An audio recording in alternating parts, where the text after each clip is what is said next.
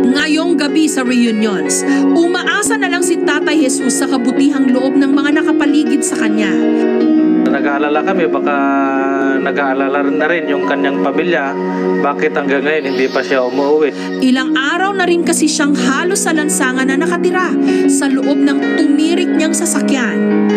While on the way to Baguio, nasira ako itong kotse ko. And dito na ako sa Posolubio.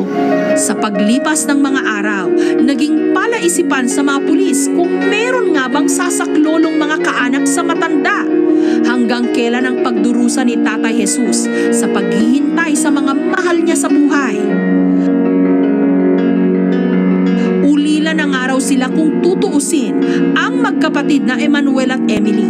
Wala nang ang kinalakhang ina, pumanaw pa kamakailan ang kanilang ama. 32 taon nang nakalilipas nung huli nilang nakapiling ang kanilang ina. Nung pagkamatay ng tatay ko, saka ko lang na-realize na kahit pala hindi ka lumaki sa magulang mo, ang importante, meron ka pa rin magulang.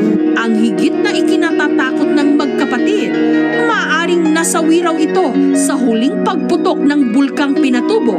Naalala ko ng nanay ko sa Pinatubo, parang ano sila ng lahar doon sa Pinatubo. Naalala ko ng nanay.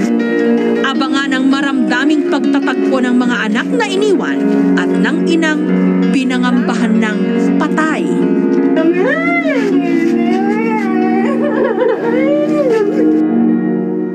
Magandang gabi, ako po si Jessica Soho. Tunghayan natin ang mga istoryang magpapaiyak, magpapangiti at magpapalukso ng ating dugo. Ito ang Reunion.